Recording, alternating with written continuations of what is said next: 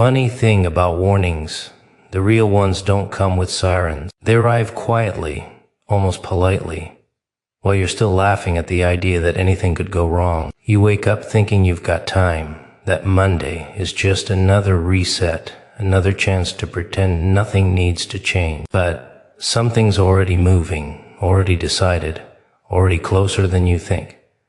This isn't about panic, it's about timing. Because by the time the world switches back to routine, whatever you ignored will be standing right in front of you, smiling, waiting for you to realize you should have listened when the warning was still whispering. Instead of laughing out loud, silent warning signs never scream.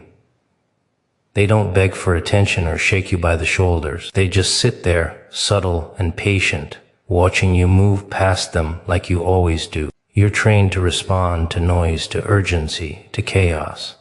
Silence doesn't register as danger to you.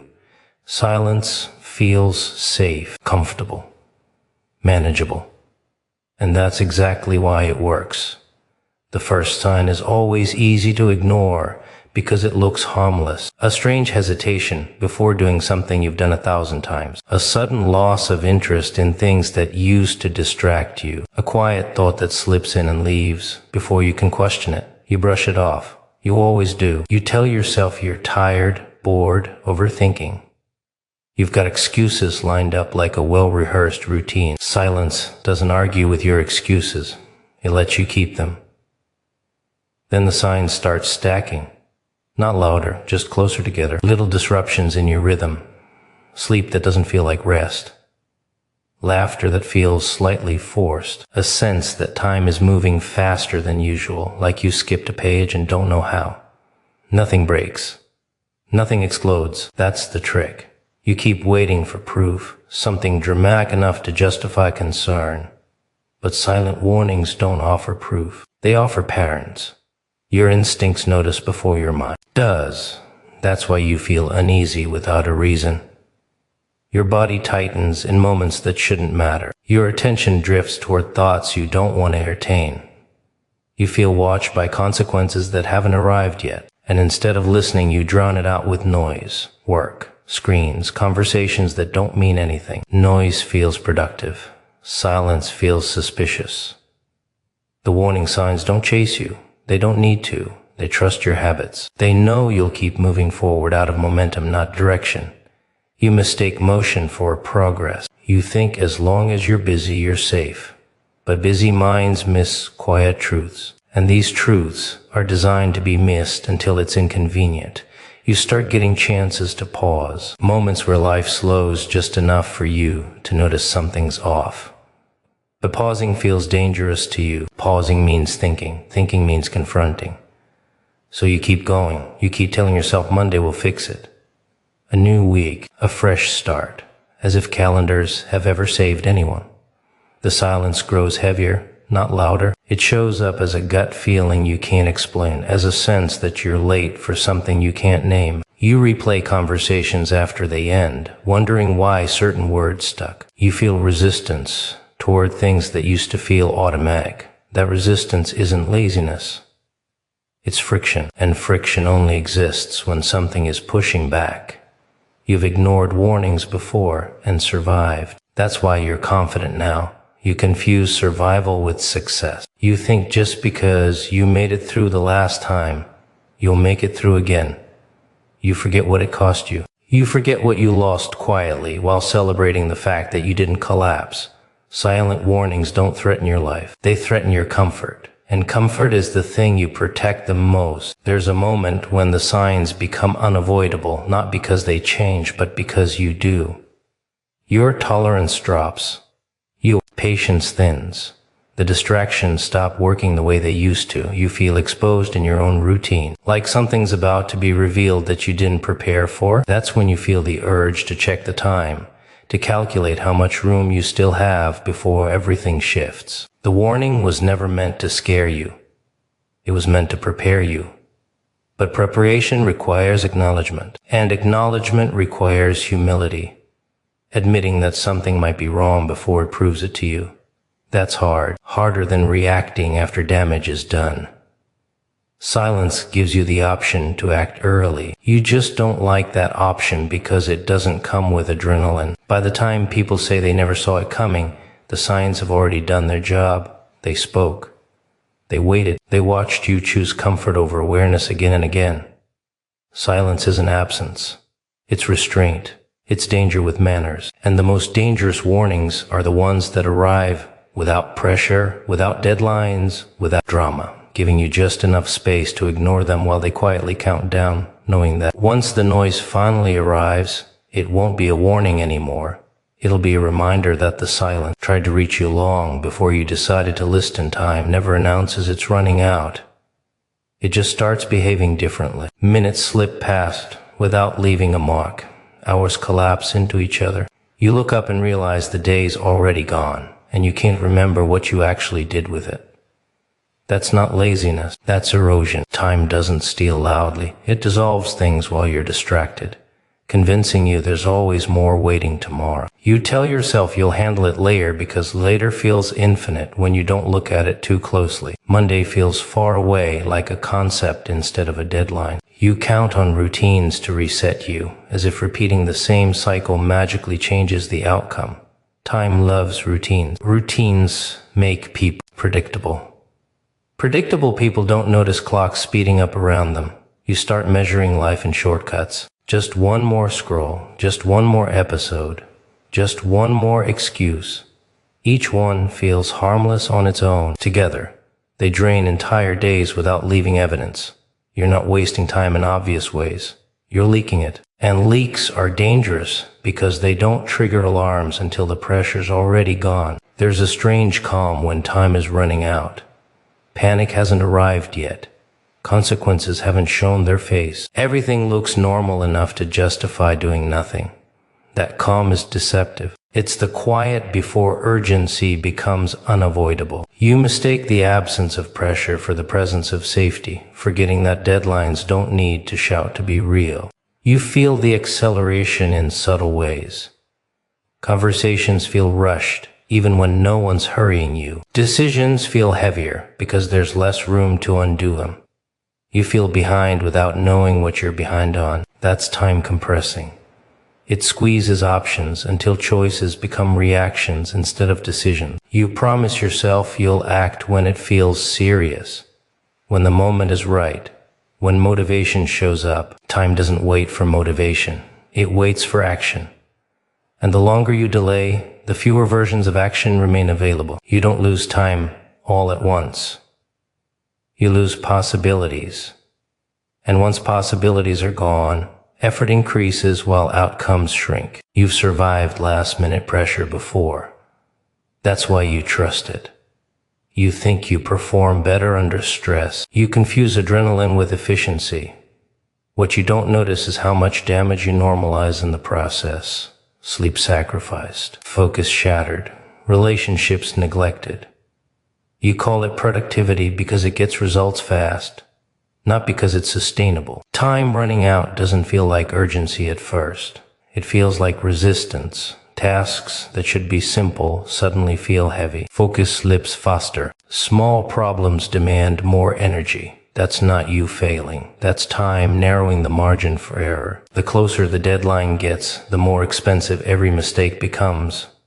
You keep checking the clock without really reading it. You see the numbers, but not the meaning. You tell yourself there's still enough left to turn things around, without defining what enough actually means. Time loves vague plans. Vague plans give it room to disappear unnoticed. There's a point where time stops feeling flexible. That's when options harden, when choices you could have made freely now require sacrifices, when preparation turns into damage control.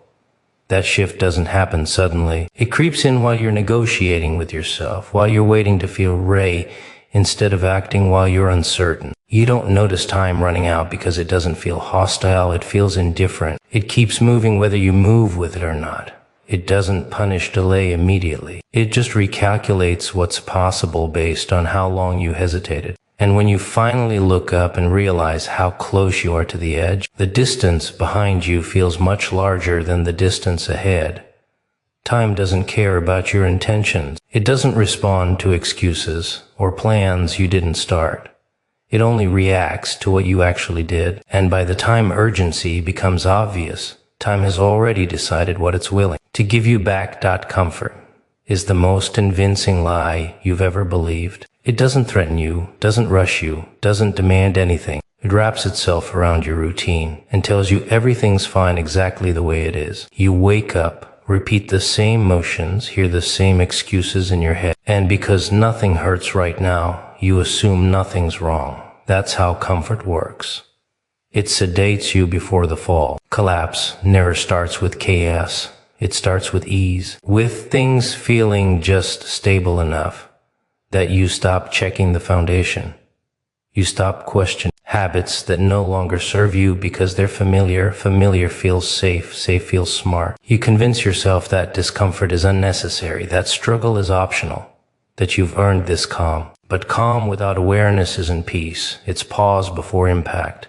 You mistake stillness for control. As long as nothing's breaking, you assume nothing's failing.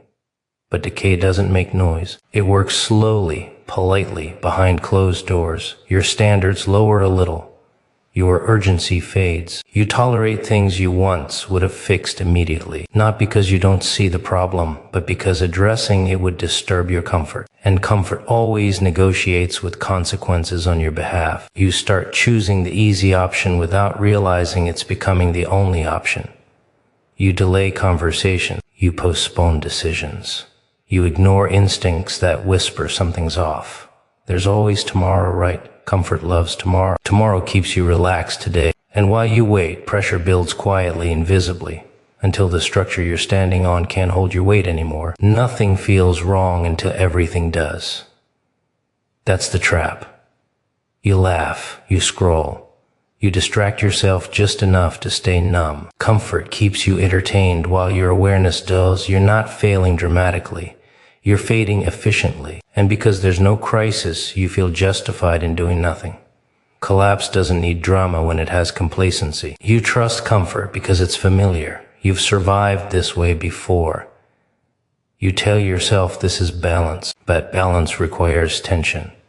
Remove the tension and the system weakens. Muscles don't grow in comfort. Minds don't sharpen there. Discipline doesn't live there. Comfort is a holding pattern disguised as stability. You stop preparing because preparation feels unnecessary when everything seems under control. You stop sharpening skills because they still work well enough. You stop asking hard questions because the answers might require action. Comfort convinces you that maintenance is optional. It isn't. It's just invisible until it's too late. The scariest part is how reasonable it all sounds. You're not making reckless choices. You're making comfortable ones. You're not ignoring reality. You're postponing it. You're not avoiding responsibility. You're spreading it out so thin it barely registers. And because nothing explodes immediately, you assume you're right. Then cracks appear. Small ones, easy to patch over with excuses. You blame timing, stress, other people. Anything but the truth that you've been standing still while pressure was stacking up. Comfort doesn't prepare you for pressure. It weakens your tolerance for it. So when the first real hit comes, it feels disproportionate, unfair, sudden. You ask how it happened so fast. It didn't. It happened quietly while you were comfortable, while you chose rest over readiness, while you mistook peace for progress. Collapse feels sudden only to those who stop paying attention early. Comfort dulls your reflexes. It slows your reactions. It makes you negotiate with warning signs instead of responding to them. By the time discomfort finally shows up, it's no longer a signal. It's a consequence. And consequences don't care how comfortable you were before they arrived. You don't lose everything at once. You lose leverage first, options, flexibility, then momentum, then confidence. Collapse isn't a single moment. It's a sequence you agreed to, one comfortable choice at a time. You didn't fall, you settled. And the worst part is you felt smart doing it. You felt calm. You felt in control. That's why comfort is so dangerous. It never feels like the enemy. It feels like a reward until the structure underneath gives way. and you realize the comfort you protected was built on neglect, avoidance, and delay. And now you're standing in the space where preparation should have been, wondering how stability turned into silence, how ease turned into pressure, how everything felt fine right up until the moment it wasn't, right up until the ground shifted without warning, right up until comfort stepped aside and let collapse finish what it patiently waited to begin. Instincts are inconvenient. They don't show up when it's comfortable, and they never care about your plan. They interrupt you at the worst times, whispering things you don't want to hear while you're busy convincing yourself everything's under control. You felt it early on, that tight feeling in your chest, that pause before saying yes, that urge to step back when you stepped forward anyway. You noticed it. You just didn't respect it. You told yourself instincts are emotional, unreliable, dramatic. You trusted logic instead, because logic lets you justify anything if you talk long enough. Instinct doesn't argue. It doesn't explain itself. It just signals and waits. And when you ignore it once and nothing bad happens, you feel validated. You do it again and again. Each time it gets quieter, not because it's wrong, but because you're teaching yourself not to listen. Ignored instincts don't disappear. They archive themselves. They store information. They remember patterns, even when you pretend not to. That's why one day you feel uneasy for no clear reason. Your mind can't trace it, but your instincts already connected the dots weeks ago. They saw the repetition, the inconsistency, the subtle warning signs you rationalized away. Instincts work faster than thought and deeper than logic. You mistake calm for safety. Your instincts don't. They notice tone shifts, timing, the way something almost fits but doesn't quite align. They register danger long before it looks like danger. But danger doesn't always look like threat. Sometimes it looks like opportunity with bad timing, or familiarity wearing the wrong intention. You ignored the hesitation because moving forward felt easier than stopping to question things. You ignored the discomfort because acknowledging it would have required change. Instincts often ask for action without giving reassurance. They don't promise a better outcome. They only warn you about the current direction. And when you're invested, when you've already committed emotionally, financially, mentally, that warning feels like sabotage instead of protection. Every time you silence your instincts, you weaken your trust in yourself. Not immediately. Gradually, you start second-guessing your reactions. You outsource your judgment. You ask everyone else what they think instead of asking yourself why you feel off. You train yourself to doubt the one system designed to keep you alert when information is incomplete. Ignored instincts don't punish you instantly. That's why they're easy to dismiss. Consequences arrive later, disguised as bad luck, coincidence, or sudden collapse. You say you never saw it coming. That's the lie you tell to stay comfortable. You saw it. You felt it. You just chose convenience over clarity. Your instincts warned you in subtle ways. Through tension, through restlessness, through that urge to leave early, or stay silent, or say no without being able to explain why. You overrode it because explanations matter more to you than outcomes. Instinct doesn't care if you can justify it. It cares if you're paying attention. There's a moment when instincts stop whispering and start screaming, but by then it's usually too late. That scream feels like anxiety, dread, panic. You think something's wrong with you. There isn't. Something's wrong with the situation you ignored too long. Instincts escalate when they're cornered. They don't want to be dramatic. They want to be heard. You remember the first time you felt it and brushed it off. That moment comes back with clarity when things start falling apart. You replay it, wishing you had trusted yourself when the cost was smaller. Ignored instincts always invoice later with interest. And the payment isn't just external damage, it's internal. Confidence erodes, self-trust fractures. You hesitate more next time, not because you're cautious, but because you're unsure which voice inside you is real anymore. Instincts aren't fear. Fear is loud and chaotic. Instinct is precise. It shows up calmly and leaves quietly if dismissed. It doesn't beg. It doesn't chase. It waits for consequences to prove it right. And when it does, it doesn't celebrate. It just goes silent again. knowing you'll remember this feeling the next time it tries to warn you. Ignoring instincts isn't a single decision, it's a habit, a pattern of choosing comfort, approval, and momentum over inner alignment. You don't lose your instincts, you lose your willingness to trust them. And once that trust is gone, you rely on systems that react slower, think louder, and arrive late to situations your instincts tried to save you from early on, long before damage was visible, long before explanations were necessary, long before Monday morning arrived with consequences that felt sudden only because you stopped listening when your instincts first leaned in quietly and tried to get your attention. Delay feels harmless because it pretends to be thoughtful. It tells you you're being careful, strategic, patient. It disguises itself as planning while quietly stealing your momentum. You don't notice the damage at first, because nothing explodes when you wait. Life doesn't punish hesitation immediately. It just starts adjusting the cost behind your back. The first consequence is subtle.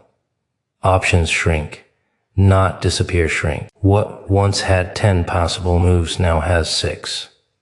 You don't feel trapped yet, so you stay calm. You tell yourself you'll decide when it's clear. But clarity doesn't arrive when you wait. It arrives when you move. Delay starves clarity and feeds uncertainty. You convince yourself you're avoiding mistakes. What you're really avoiding is discomfort. Action always comes with risk, and risk makes you visible. Delay keeps you hidden. It lets you stay in the shadows where nothing can judge you, fail you, or expose you. But shadows don't protect you forever. They just make the fall harder to track when it finally happens. Time doesn't pause while you think. It keeps negotiating without you. While you wait, circumstances change, people change, windows close quietly. You come back ready to act and realize the situation isn't the same one you delayed in. The rules have shifted. The leverage is gone. You didn't miss the moment because you were lazy. You missed it because you were waiting for certainty in a world that only rewards movement. Delay trains your mind to tolerate discomfort without resolving it. You get used to carrying unfinished decisions, unsent messages, unmade calls, unchosen paths. That mental weight builds. You call it stress. You blame external pressure, but most of it comes from choices you postponed that are now rotting quietly in the background, demanding attention without offering solutions. Another consequence shows up in your confidence. Every time you delay, you teach yourself that you don't trust your own judgment. You second-guess instincts. You overanalyze. You look for permission instead of direction. Over time, decisions feel heavier, not because they're more important, but because you've weakened the muscle responsible for making them. People mistake delay for patience. They're not the same. Patience has intention. Delay has avoidance. Patience moves with time. Delay hides behind it. And time knows the difference. It rewards those who engage with it and penalizes those who wait for it to behave. You start living in reaction instead of intention. Because when you delay long enough, choices get made for you by deadlines, by other people, by consequences. You lose the luxury of deciding how things unfold and settle for managing how they collapse or solidify without your input. Delay also distorts risk. The longer you wait, the risk doesn't disappear, it compounds. What was once a simple conversation becomes a confrontation. What was once a small adjustment becomes a major overhaul. What was once reversible becomes permanent. Delay doesn't remove danger. It concentrates it. You tell yourself you'll act when the pressure is real. Pressure doesn't motivate clean action. It forces rushed decisions. It pushes you into corners where your values compete with survival. You don't choose what's right. You choose what's left. And then you call it fate to avoid admitting you postponed responsibility until it cornered you. The worst consequence of delay isn't external. It's internal erosion. You stop trusting timing. You stop believing you can change things early. You start normalizing last-minute stress, calling it how you operate best. You don't. You just learned how to function while constantly behind. Delay creates a false sense of safety. As long as nothing has happened yet, you feel protected. But safety based on inaction is fragile. It collapses the moment reality demands a response. And when that happens, you're not prepared. You're scrambling, explaining, defending choices you never actually made. You look back and say you would have done things differently if you knew then what you know now. That's not true. You knew enough then. You just didn't want to act with incomplete information. You wanted guarantees. Guarantees don't exist. There's only timing and courage, and delay robs you of both. Consequences of delay don't arrive loudly. They arrive as limitations, as fewer paths, as heavier costs, as missed alignments, as pressure you swear came out of nowhere. They arrive on schedule, just not on yours. And when they do, they don't care why you waited. They only respond to the fact that you did, closing doors you assumed would stay open, changing terms you thought were fixed, forcing action at the worst possible moment, proving that waiting didn't keep you safe. It just handed control to time and walked away while the bill kept. Growing quietly in your name control is a comforting illusion. It makes you feel steady while everything underneath is shifting. You plan, you organize, you predict outcomes. And because things haven't collapsed yet, you assume you're in charge. That's the trap. Control doesn't disappear when it's false. It feels strongest right before it fails. You tell yourself you've got time, options, backup plans. You convince yourself that if something goes wrong, you'll handle it when it happens. That belief keeps you calm. Too calm. It dulls your urgency. You stop preparing because preparation feels unnecessary when you think you're steering the wheel. You forget that roads change even when your hands don't move. False control thrives on familiarity. As long as things look the same, you assume they are the same. Same job, same people, same routines, same excuses. You mistake repetition for stability. You forget that systems rot quietly. They don't announce breakdowns. They wait until pressure is applied. You rely on past success to justify present inaction. It worked before, so it'll work again. You survived worse, so this isn't serious. You confuse resilience with invincibility. Resilience helps you recover. It doesn't prevent impact. And false control convinces you that recovery is optional because failure isn't coming. You manage symptoms instead of causes. You adjust small things to feel productive without addressing the core issue. A schedule tweak, a temporary fix. A promise to yourself that you'll take it seriously later. Control loves patches. It hates foundation. Foundations require disruption. And disruption threatens the image you've built of having everything handled. You stop listening to warning signs because they don't fit your narrative. If you're in control, nothing should feel off. So when it does, you rationalize it away. Stress, fatigue, bad timing. You reinterpret signals as inconveniences instead of indicators. Control doesn't like being questioned. It prefers agreement. There's comfort in believing you're choosing this pace, that the pressure is manageable, that the limits are self-imposed.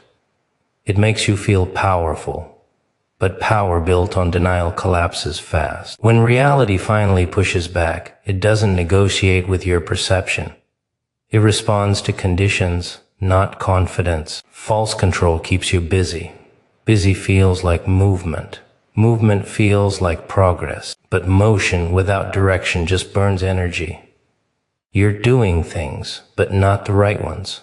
You're active, but not effective. Control convinces you that effort alone equals mastery. It doesn't. Alignment does. You underestimate external variables, other people's decisions, timing shifts, market changes, emotional reactions. You assume you'll adapt quickly because you always have.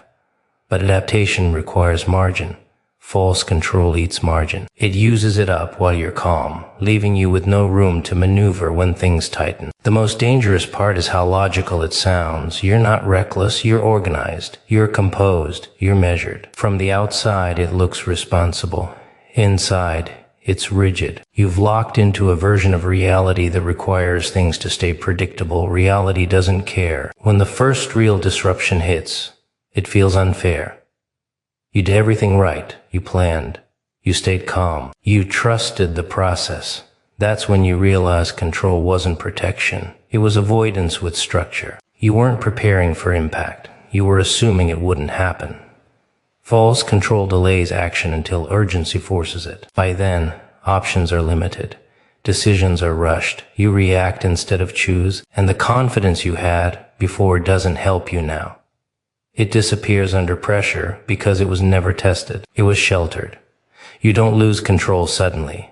You realize you never had it. What you had was a narrow window where nothing challenged your assumptions. That window closes without warning, and when it does, you feel exposed, overextended, unprepared. Control isn't about holding everything steady. It's about knowing what can move and adjusting early. False control ignores movement until it becomes impact. It teaches you to trust systems instead of signals, routines instead of reality, comfort instead of readiness. You tell yourself you'll regain control once things settle. They won't. They never do. Stability after disruption requires adaptation, not reassurance, and adaptation requires admitting you weren't in control to begin with. The illusion breaks quietly at first.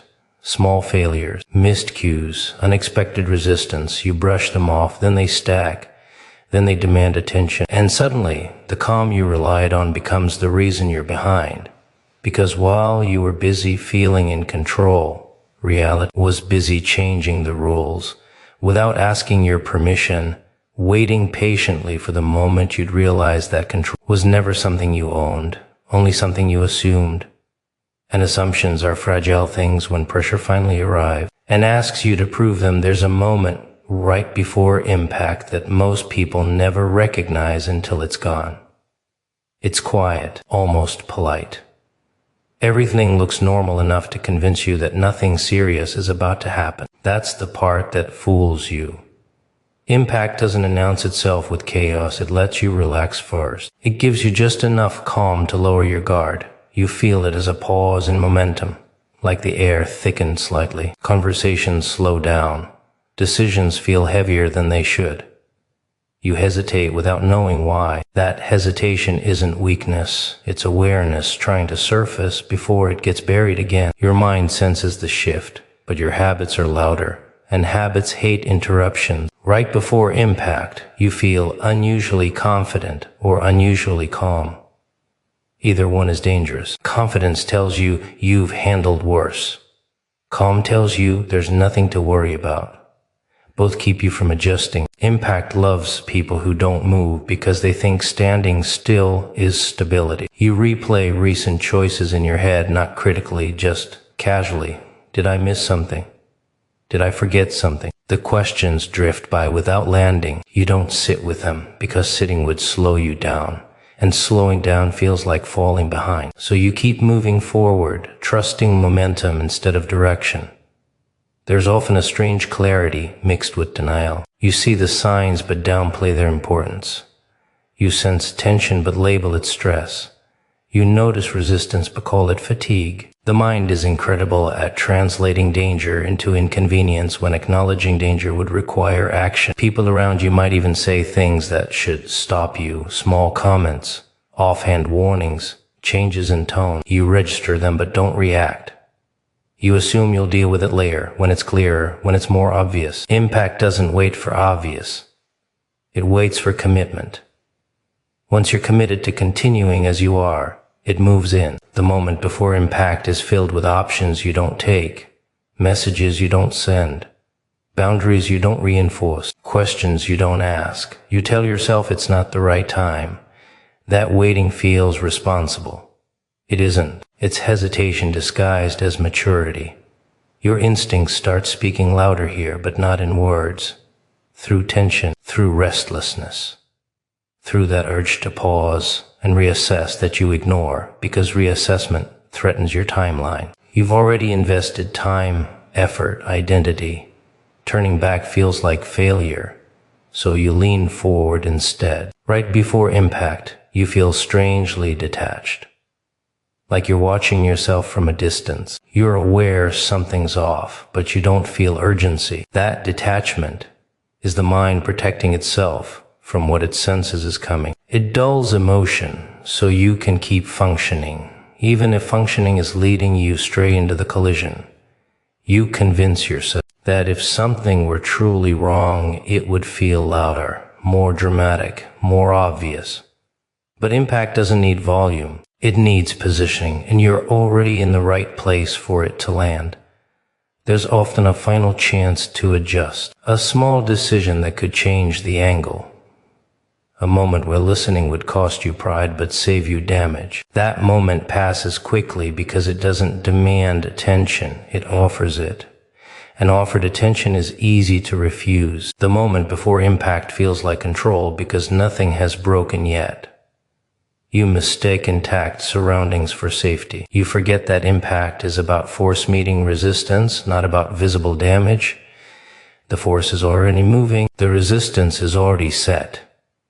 The collision just hasn't happened yet. You don't brace because you don't know what direction it's coming from. You assume it'll hit someone else.